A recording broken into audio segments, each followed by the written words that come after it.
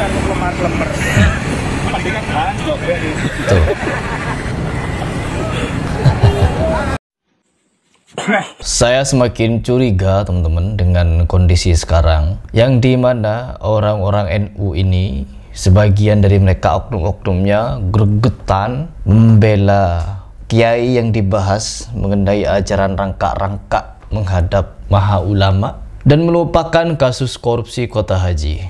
Kalau mau berbicara masalah maslahat dan mudaratnya teman-teman, korupsi kota haji berlipat-lipat ganda lebih urgent daripada menanggapi rangkak-rangkak kepada kiai.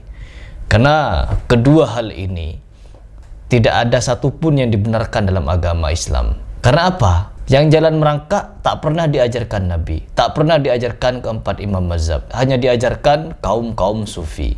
Apalagi korupsi. Korupsi jelas di dalam Islam mencuri hukumnya potong tangan. Sedangkan jalan-jalan rangkak bisa mengarah pada kesyirikan, apalagi sampai-sampai sujud. Ditanya sama malaikat, "Man rabbuka?" Apa jawabannya? Habib Abdullah Al-Haddad. Tapi seolah-olah lebih urgent masalah-masalah merangkak sampai di mana-mana demo-demo. Apakah ada indikasi bahwa sebagian dari mereka ingin mengalihkan isu ini? Harusnya KPK juga bergerak, teman-teman. KPK harusnya bergerak untuk segera mengumumkan siapa tersangka dari korupsi kota haji. Agar apa?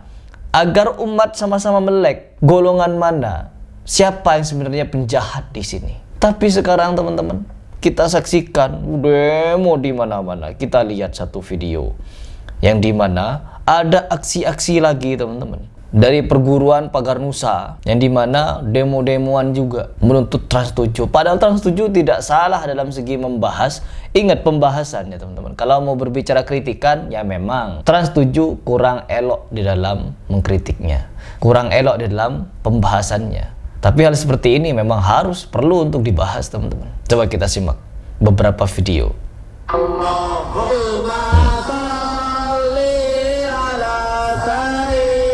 Salawat Ashkil.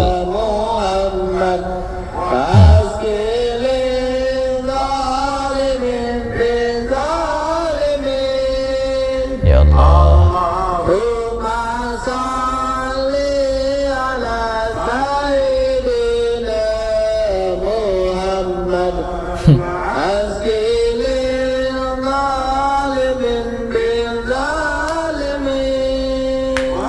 Mereka ini mau apa sebenarnya ya teman-teman? Kita baca komentarnya saja sudah. Izin Pak Pendekar, salawat yang dilantunkan juga itu bukan dari Rasulullah SAW. Mohon dicek kembali. Saya tetap dukung Trans 7, dukung Trans 7. Kalau di pondok ada kasus asu, pondok dicabut gak hak izinnya? Mereka ini kan meminta hak izin dari Trans Studio dicabut teman-teman. Karena memberikan pembahasan tentang kiai-kiai yang melakukan ajaran-ajaran jalan-jalan rangkak. Langsung minta, padahal bukan kejahatan. Apa yang dibahas oleh Trans 7 bukan sama sekali kejahatan. Bukan pelanggaran agama, bukan pelanggaran hukum, bukan pelanggaran sosial. Hanya memberikan pembahasan ketidaksetujuan dengan jalan-jalan rangkak itu. Tapi kenapa seolah-olah Trans 7 penjahat? Perhatikan, ratusan kasus asu di pondok pesantren kalian. Apakah pernah kalian demo-demo seperti ini? Tutup hak izin dari ponpes tersebut. Tutup ponpes tersebut. Ponpes ini harus ditutup. Korupsi kota haji, pelakunya siapa? Ya, indikasinya sudah jelas. Pelanggaran hukumnya ada di situ. Dan indikasi kuatnya ada, tapi sampai sekarang belum ada pengumuman. Kenapa kalian tidak nuntut?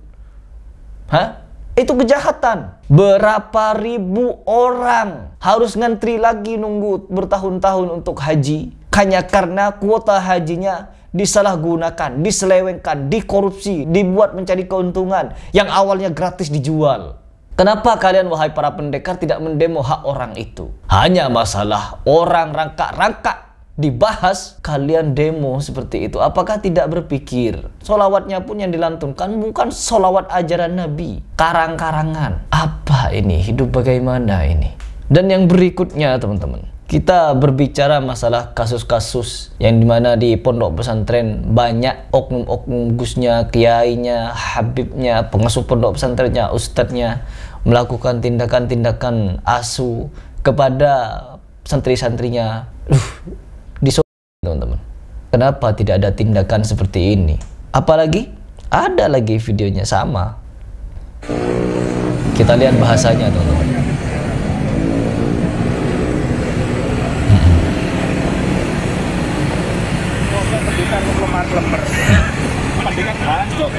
Tuh.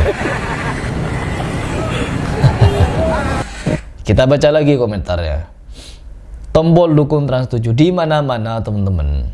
Dukungan tetap mengalir kepada Trans 7 di media manapun, di media sosial manapun, di TikTok, di Instagram, di YouTube, apalagi di Facebook. Semua mendukung Trans 7. Karena apa? Mayoritas umat tidak mau dengan ajaran-ajaran ngelap-ngelap berkah, keramat-keramatan, wali-walian, majedup-majedupan, rangka-rangkaan, bekas minum mereka, bekas makan mereka, bekas kaki mereka dialap-alap berkah sedemikian rupa seolah-olah mereka ini suci, mulia, hebat, sentosa, penjamin surga. Komentar-komentarnya, teman-teman, rata-rata mendukung Trans 7. Saya Islam dan mendukung Trans 7. Dukung Trans 7 untuk memberitakan yang benar, jangan tutupi aib dengan ikan-ikan indah. Seluruh Indonesia mendukung Trans 7, kebanyakan mendukung Trans 7. Saya pun di dalam media saya, di dalam YouTube saya, terang-terangan mendukung Trans 7. Karena apa? Trans 7 benar.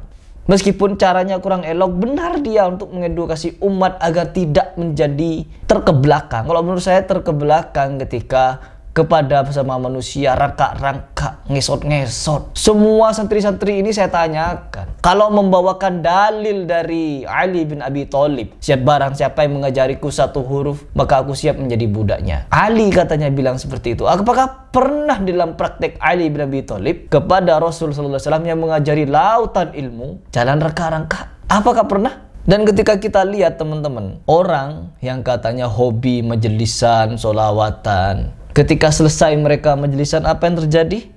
Kondisi jalan depan gedung Negara Gerahadi Surabaya pasca acara solawat dan tabligh akbar, sampah berserakan di mana-mana, teman-teman. Kenapa yang seperti ini tidak didemo itu pengadaan acara solawat-solawat dan tabligh akbar ini kalau membuat kerusakan semacam ini? Kenapa? Ini khawatir, teman-teman. Saya ini khawatir ada indikasi dugaan pengalihan isu terhadap kasus korupsi kota haji yang dimana sampai hari ini belum kelar-kelar siapa pelakunya. Dari awal mencuat ya, di tahun ini 2025, dari awal mencuat sudah lebih dari 3 bulan tak ada jawaban, teman-teman. Kenapa belum berani untuk mengungkapkan siapa pelakunya? Heran saya ya, heran totalitas saya tuh. Sebagaimanapun kita menjadi seorang muslim apabila masih menormalisasi jalan-jalan merangkak, maka sampai kapanpun pemikiran anak bangsa tidak akan pernah maju. Tak akan pernah maju, teman-teman. Karena apa? Bukan ajaran Nabi loh. Santri-santrinya pun, oknum-oknumnya banyak yang ngaku kepada saya, oh iya benar Basri, ini bukan bagian dari Islam, tapi ini bagian dari adat dan tradisi Jawa. Mereka mengaku, mereka ngaku sudah benar Trans 7, tinggal memperbaiki cara saja agar lebih masuk kepada